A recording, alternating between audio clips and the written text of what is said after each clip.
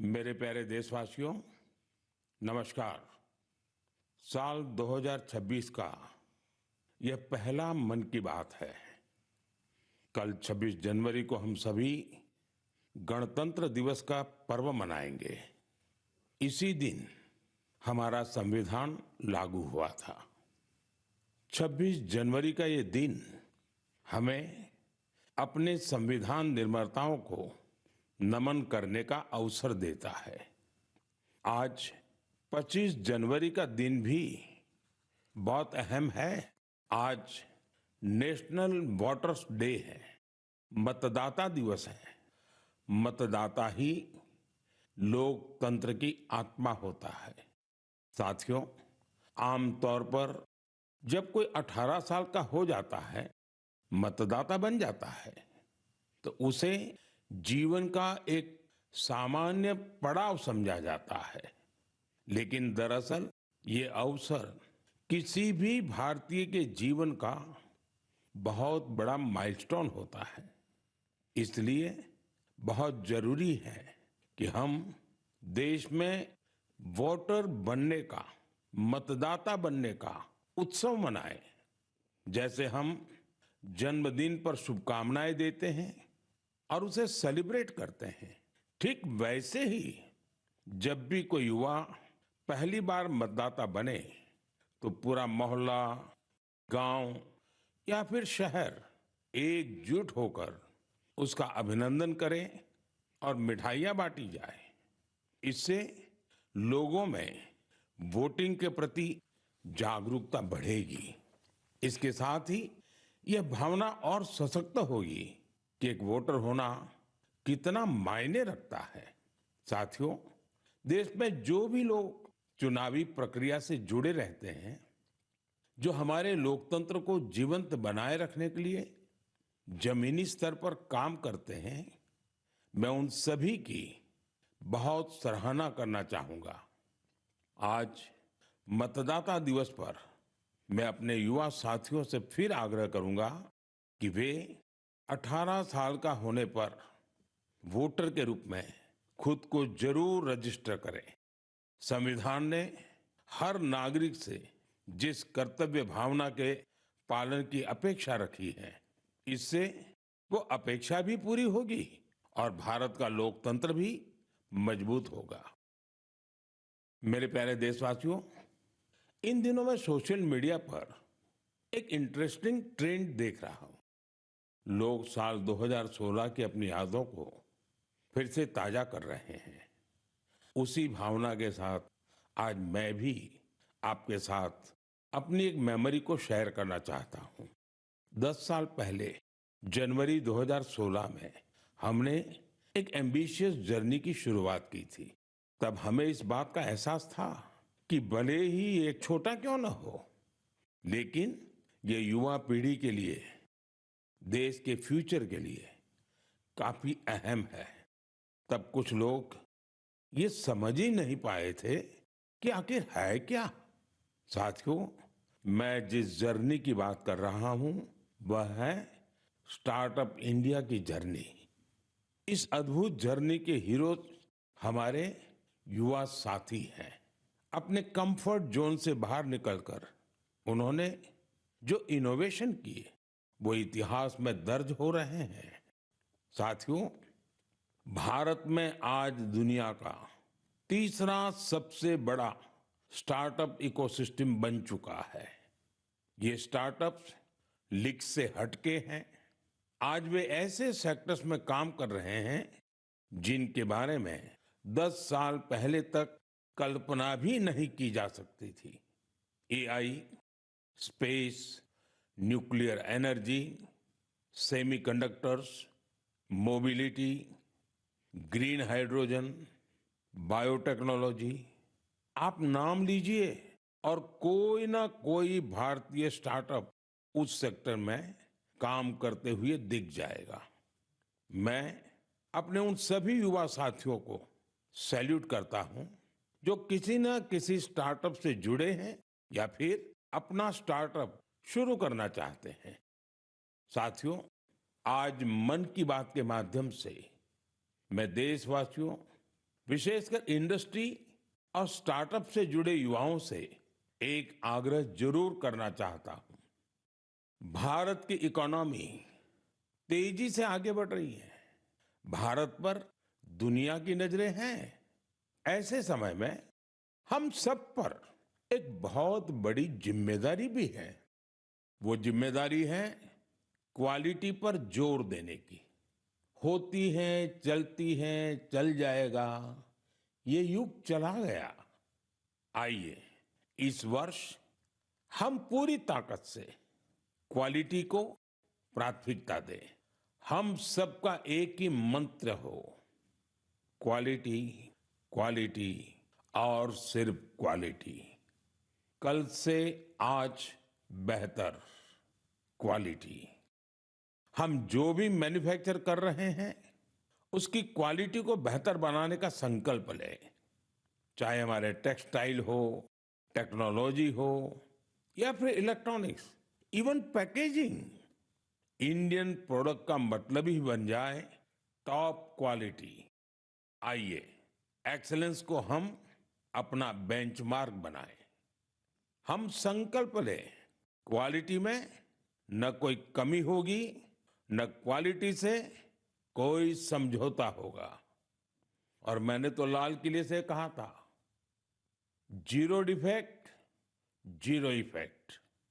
ऐसा करके ही हम विकसित भारत की यात्रा को तेजी से आगे ले जा पाएंगे। मेरे प्यारे देशवासियों, हमारे देश के लोग बहुत इनोवेटिव है। समस्याओं का समाधान ढूंढना हमारे देशवासियों के स्वभाव में है। कुछ लोग ये काम स्टार्टअप्स के जरिए करते हैं, तो कुछ लोग समाज की सामूहिक शक्ति से रास्ता निकालने का प्रयास करते हैं। ऐसा ही एक प्रयास उत्तर प्रदेश के आजमगढ़ में सामने आया है। यहां से होकर गुजरने वाली तमसा नदी को लोगों ने नया जीवन दिया है। तमसा केवल एक नदी नहीं, बल्कि हमारी सांस्कृतिक और आध्यात्मिक विरासत की सजीव धारा है। अयोध्या से निकलकर गंगा में समाहित होने वाली यह नदी कभी इस क्षेत्र के लोगों के जनजीवन की धुरी हुआ करती थी, लेकिन प्रदूषण की वजह से इसकी अविरल धारा में रुकावट आने लगी थी। गाद, कूड़ा कचरा और गंदगी ने इस नदी के प्रवाह को रोक दिया था। इसके बाद यहाँ के लोगों ने इसे एक नया जीवन देने का अभियान शुरू किया। नदी की सफाई की गई और उसके किनारों पर छायादार, फलदार पेड़ लगाए गए। स्थानीय लोग कर्तव्य भावना से इस काम में जुटे और सबके प्रयास से नदी का पुनरुद्धार हो गया। साथियों, जन भागीदारी का ऐसा ही प्रयास आंध्र प्रदेश के अनंतपुर में भी देखने को मिला है। यह वह क्षेत्र है जो सूखे की गंभीर समस्या से जूझता रहा है। यहाँ की मिट्टी लाल और बलुई है। यही वजह है कि लोगों को पानी की कमी का सामना करना पड़ता है। यहाँ के कई क्षेत्रों में लंबे समय तक बारिश नहीं होती है। कई बार तो लोग अनंतपुर की तुलना रेगिस्तान में सूखे की स्थिति से भी कर देते हैं। साथियों, इस समस्या के समाधान के लिए स्थानीय लोगों ने जलाशयों को साफ करने का संकल्प लिया। फिर प्रशासन के सहयोग से यहाँ अनंत नीरू संरक्षणम प्रोजेक्ट, इसकी शुरुआत हुई। इस प्रयास के तहत 10 से अधिक जलाशयों को जीवनदान मिला है। उन जलाशयों में अब पानी भरने लगा है। इसके साथ ही 7,000 से अधिक पेड़ भी लगाए गए हैं। यानी अनंतपुर में जल संरक्षण के साथ साथ ग्रीन कवर भी बढ़ा है। यहाँ बच्चे अब तैराकी का आनंद भी ले सकते हैं। एक प्रकार से कहें तो यहाँ का पूरा इकोसिस्टम फिर से निखर उठा है। साथियों, आजमगढ़ हो, अनंतपुर हो या फिर देश की कोई और जगह, ये देखकर खुशी होती है कि लोग एकजुट होकर कर्तव्य भाव से बड़े संकल्प सिद्ध कर रहे हैं। जन भागीदारी और सामूहिकता की यही भावना हमारे देश की सबसे बड़ी ताकत है। मेरे प्यारे देशवासियों, हमारे देश में भजन और कीर्तन सदियों से हमारी संस्कृति की आत्मा रहे हैं। हमने मंदिरों में भजन सुने हैं, कथा सुनते वक्त सुने हैं और हर दौर ने भक्ति को अपने समय के हिसाब से जिया है। आज की पीढ़ी भी कुछ नए कमाल कर रही है। आज के युवाओं ने भक्ति को अपने अनुभव और अपनी जीवन शैली में ढाल दिया है। इसी सोच से एक नया सांस्कृतिक चलन उभर कर सामने आया है। आपने सोशल मीडिया पर ऐसे वीडियो जरूर देखे होंगे। देश के अलग अलग शहरों में बड़ी संख्या में युवा इकट्ठा हो रहे हैं। मंच सजा होता है, रोशनी होती है, संगीत होता है, पूरा तामझाम होता है और माहौल किसी कॉन्सर्ट से जरा भी कम नहीं होता है। ऐसा ही लग रहा है कि जैसे कोई बहुत बड़ा कॉन्सर्ट हो रहा है। लेकिन वहां जो गाया जा रहा होता है वो पूरी तन्मयता के साथ, पूरी लगन के साथ, पूरे लय के साथ, भजन की गूंज। इस चलन को आज भजन क्लबिंग कहा जा रहा है और यह खास तौर पर जैन जी के बीच तेजी से लोकप्रिय हो रहा है। यह देखकर अच्छा लगता है कि इन आयोजनों में भजन की गरिमा और सुचिता का पूरा ध्यान रखा जाता है। भक्ति को हल्केपन में नहीं लिया जाता। न शब्दों की मर्यादा टूटती है और न ही भाव की। मंच आधुनिक हो सकता है, संगीत की प्रस्तुति अलग हो सकती है, लेकिन मूल भावना वही रहती है। आध्यात्म का एक निरंतर प्रवाह वहां अनुभव होता है। मेरे प्यारे देशवासियों, आज हमारी संस्कृति और त्योहार दुनिया भर में अपनी पहचान बना रहे हैं। दुनिया के हर कोने में भारत के त्योहार बड़े उत्साह और उल्लास के साथ मनाए जाते हैं। हर तरह की कल्चरल वाइब्रेंसी को बनाए रखने में हमारे भारतवंशी भाई बहनों का अहम योगदान है। वो जहां भी हैं वहां अपनी संस्कृति की मूल भावना को संरक्षित कर और उसे आगे बढ़ा रहे हैं। इसको लेकर मलेशिया में भी हमारा भारतीय समुदाय बहुत सराहनीय कार्य कर रहा है। आपको यह जानकर सुखद आश्चर्य होगा कि मलेशिया में 500 से ज्यादा तमिल स्कूल है। इनमें तमिल भाषा की पढ़ाई के साथ ही अन्य विषयों को भी तमिल में पढ़ाया जाता है। इसके अलावा यहाँ तेलुगु और पंजाबी सहित अन्य भारतीय भाषाओं पर भी बहुत फोकस रहता है। साथियों, भारत और मलेशिया के बीच ऐतिहासिक और सांस्कृतिक संबंधों को मजबूत करने में एक सोसाइटी की बड़ी भूमिका है। इसका नाम है मलेशिया इंडिया हेरिटेज सोसाइटी। अलग अलग कार्यक्रमों के साथ ही यह संस्था एक हेरिटेज वॉक का भी आयोजन करती है।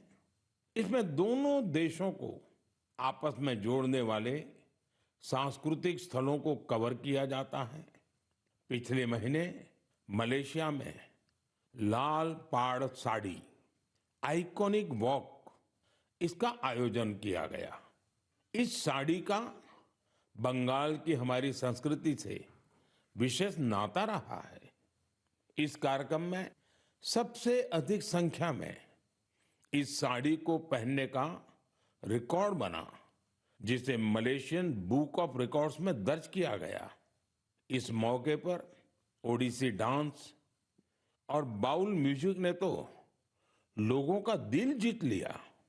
मैं कह सकता हूं, साया बरबांगा डेंगान डियास्पोरा इंडिया दी मलेशिया, मेरे का मम्बावा इंडिया दान मलेशिया, सेमाकिन कापा। मलेशिया के हमारे भारतवंशियों को मेरी बहुत बहुत शुभकामनाएं। मेरे प्यारे देशवासियों, हम भारत के किसी भी हिस्से में चले जाएं, वहां हमें कुछ न कुछ असाधारण, अभूतपूर्व होते हुए जरूर दिख जाता है।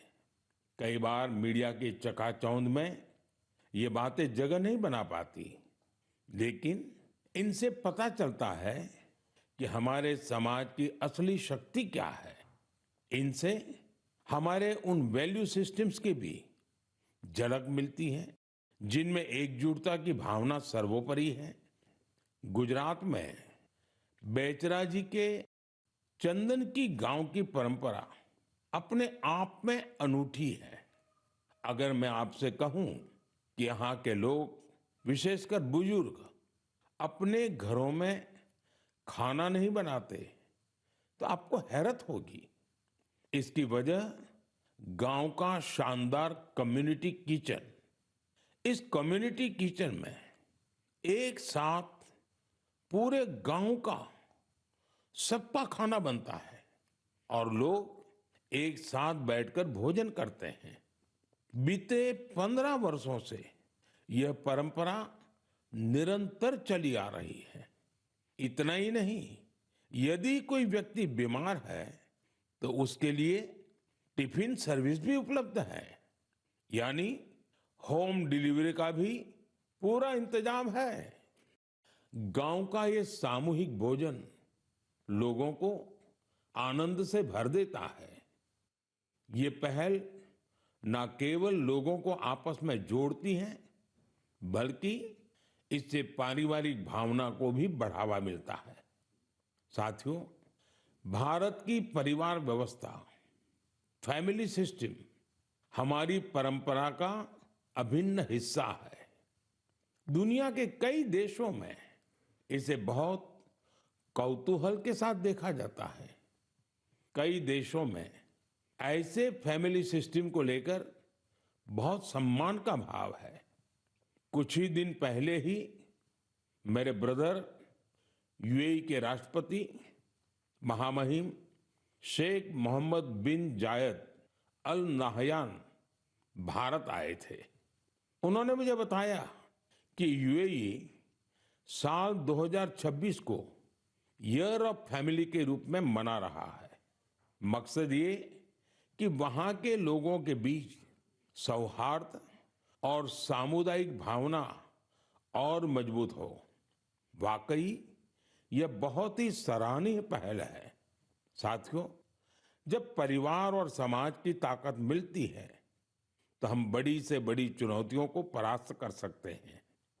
मुझे अनंतनाग के शेखगुंड गांव के बारे में जानकारी मिली है। यहाँ ड्रग्स, तंबाकू, सिगरेट और शराब से जुड़ी चुनौतियां काफी बढ़ गई थी।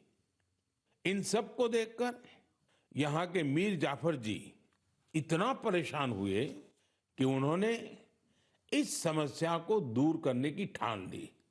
उन्होंने गांव के युवाओं से लेकर बुजुर्गों तक सभी को एकजुट किया।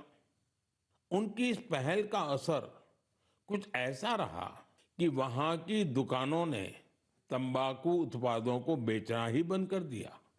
इस प्रयास से ड्रग्स के खतरों को लेकर भी लोगों में जागरूकता बढ़ी है।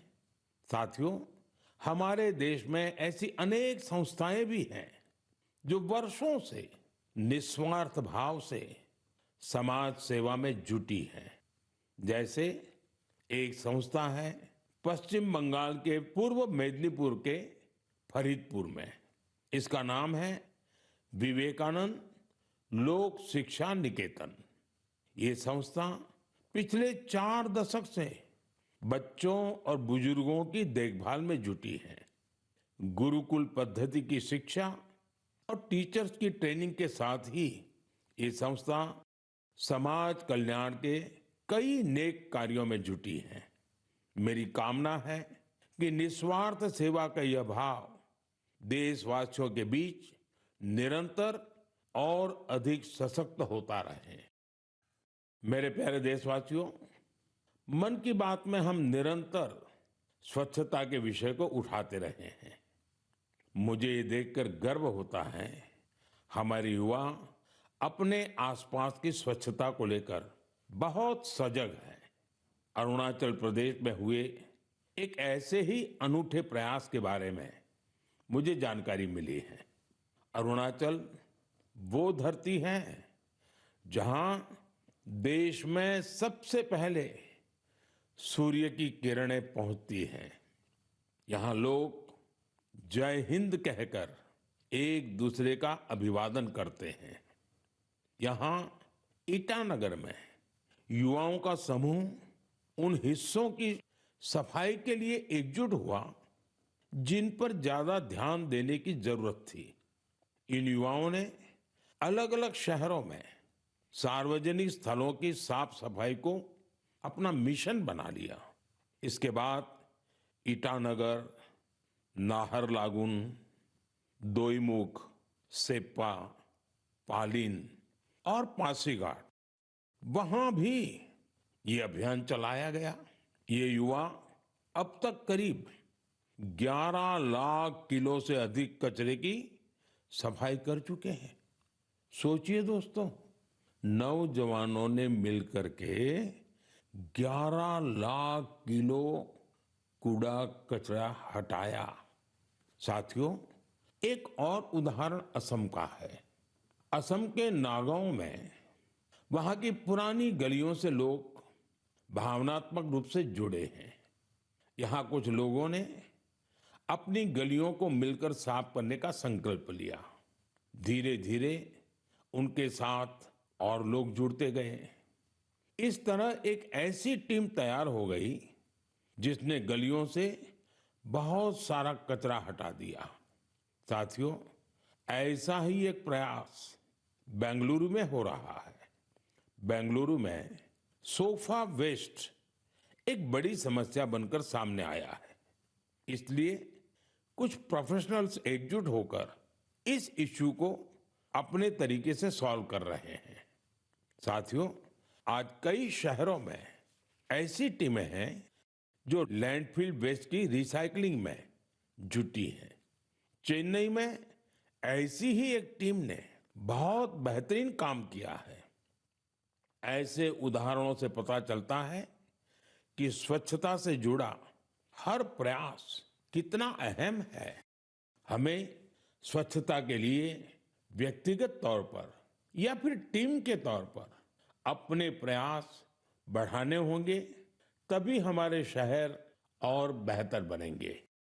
मेरे प्यारे देशवासियों, जब पर्यावरण संरक्षण की बात होती है तो अक्सर हमारे मन में बड़ी योजनाएं, बड़े अभियान और बड़े बड़े संगठन की बातें आती हैं। लेकिन कई बार बदलाव की शुरुआत बहुत साधारण तरीके से होती है। एक व्यक्ति से, एक इलाके से, एक कदम से, और लगातार की गई छोटी छोटी कोशिशों से भी बड़े बदलाव आते हैं। पश्चिम बंगाल के कुछ विहार के रहने वाले बेनोय दास जी का प्रयास इसी का उदाहरण है। पिछले कई वर्षों से उन्होंने अपने जिले को हरा भरा बनाने का काम अकेले दम पर किया है। बेनोय दास जी ने हजारों पेड़ लगाए हैं। कई बार पौधे खरीदने से लेकर उन्हें लगाने और देखभाल करने के सारा खर्च खुद ने उठाया है। जहां जरूरत पड़ी वहां स्थानीय लोगों, छात्रों और नगर निकायों के साथ मिलकर काम किया। उनके प्रयासों से सड़कों के किनारे हरियाली और बढ़ गई है। साथियों, मध्य प्रदेश में पन्ना जिले के जगदीश प्रसाद आहिरवार जी उनका प्रयास भी बहुत ही सराहनीय है। वो जंगल में बीट गार्ड के रूप में अपनी सेवाएं देते हैं। एक बार गश्त के दौरान उन्होंने महसूस किया कि जंगल में मौजूद कई औषधीय पौधों की जानकारी कहीं भी व्यवस्थित रूप से दर्ज नहीं है। जगदीश जी ये जानकारी अगली पीढ़ी तक पहुंचाना चाहते थे, इसलिए उन्होंने औषधीय पौधों की पहचान करना और उनका रिकॉर्ड बनाना शुरू किया। उन्होंने 125 से ज्यादा औषधीय पौधों की पहचान की। हर पौधे की तस्वीर, नाम, उपयोग और मिलने के स्थान की जानकारी जुटाई। उनकी जुटाई गई जानकारी को वन विभाग ने संकलित किया और किताब के रूप में प्रकाशित भी किया। इस किताब में दी गई जानकारी अब रिसर्चर, छात्रों और वन अधिकारियों के बहुत काम आ रही है। साथियों, पर्यावरण संरक्षण की यही भावना आज बड़े स्तर पर भी दिखाई दे रही है। इसी सोच के साथ देश भर में एक पेड़ मां के नाम अभियान चलाया जा रहा है। इस अभियान से आज करोड़ों लोग जुड़ चुके हैं। अब तक देश में 200 करोड़ से ज्यादा पेड़ लगाए भी जा चुके हैं। ये बताता है कि पर्यावरण संरक्षण को लेकर अब लोग ज्यादा जागरूक हैं और किसी न किसी रूप में अपना योगदान देना चाहते हैं। मेरे प्यारे देशवासियों, मैं आप सभी की एक और बात के लिए बहुत सराहना करना चाहता हूं। वजह है मिलेट्स, यानी श्री अन्न। मुझे ये देखकर खुशी है कि श्री अन्न के प्रति देश के लोगों का लगाव निरंतर बढ़ रहा है। वैसे तो हमने 2023 को मिलेट ईयर घोषित किया था, लेकिन आज 3 साल बाद भी इसको लेकर देश और दुनिया में जो पैशन और कमिटमेंट है वो बहुत उत्साहित करने वाला है। साथियों, तमिलनाडु के कल्लकुरिची जिले में महिला किसानों का एक समूह प्रेरणा स्रोत बन गया है। यहाँ के पेरिया पालयम मिलेट एपीसी से लगभग 800 महिला किसान जुड़ी हैं। मिलेट्स की बढ़ती लोकप्रियता को देखते हुए इन महिलाओं ने मिलेट प्रोसेसिंग यूनिट की स्थापना की। अब वो मिलेट से बने उत्पादों को सीधे बाजार तक पहुंचा रही हैं। साथियों, राजस्थान के रामसर में भी किसान श्री अन्न को लेकर इनोवेशन कर रहे हैं। यहाँ के Ramsar organic farmer producer company से 900 से अधिक किसान जुड़े हैं। ये किसान मुख्य रूप से बाजरे की खेती करते हैं। यहाँ बाजरे को प्रोसेस करके रेडी टू ईट लड्डू तैयार किया जाता है। इसकी बाजार में बड़ी मांग है। इतना ही नहीं साथियों, मुझे तो ये जानकर खुशी होती है आजकल कई मंदिर ऐसे हैं जो अपने प्रसाद में सिर्फ मिलेट्स का उपयोग करते हैं। मैं उन मंदिर के सभी व्यवस्थापकों का हृदय से अभिनंदन करता हूं उनकी इस पहल के लिए।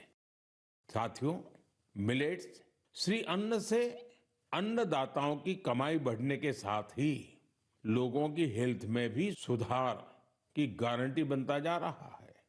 मिलेट्स पोषण से भरपूर होते हैं, सुपर फूड होते हैं।